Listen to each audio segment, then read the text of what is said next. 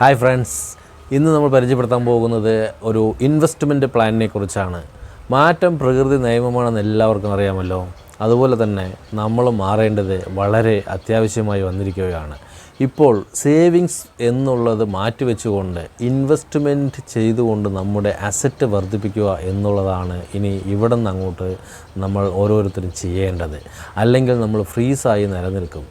ആയതുകൊണ്ട് എത്രത്തോളം അസറ്റ് വർദ്ധിപ്പിക്കാൻ പറ്റുമോ അത് നമ്മൾ മാക്സിമം വർദ്ധിപ്പിക്കുക എന്നുള്ളതാണ് നമ്മുടെ ഓരോരുത്തരുടെയും ലക്ഷ്യം. അത് SIP രൂപത്തിൽ ചെയ്യുകയാണെങ്കിൽ വളരെയേറെ ഗുണം ചെയ്യും.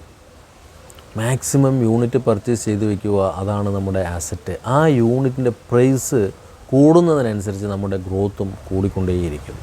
ഉദാഹരണമായി, സാധാരണ നമ്മൾ ഇൻഷുറൻസ് പോളിസി എടുത്തിട്ടുണ്ടാവുമല്ലോ, അതിൻ്റെയൊക്കെ മെച്യൂരിറ്റി ടൈം ഏകദേശം ആയിട്ടുണ്ടാകും.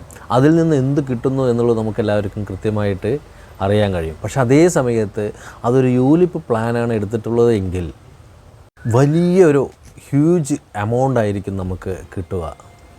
അതുകൊണ്ട് ഇനിയുള്ള കാലങ്ങളിൽ SIP യൂണിറ്റ് പർച്ചേസ് ചെയ്ത് നമ്മുടെ അസറ്റ് വർദ്ധിപ്പിക്കുകയും ഭാവിയിൽ നമ്മുടെ സാമ്പത്തിക ഭദ്രത ഉറപ്പുവരുത്തുകയും ചെയ്യുക എന്നുള്ളത് നമ്മൾ ഓരോരുത്തരും തിരഞ്ഞെടുക്കേണ്ട ഒരു വിഷയമാണ്. സന്തോഷകരമായ ഒരു റിട്ടയർമെൻറ്റ് ലൈഫ് ഉണ്ടാകട്ടെ എന്ന് ആശംസിച്ചുകൊണ്ട് അടുത്ത ഒരു വീഡിയോയുമായിട്ട് വീണ്ടും വരാം. ബൈ.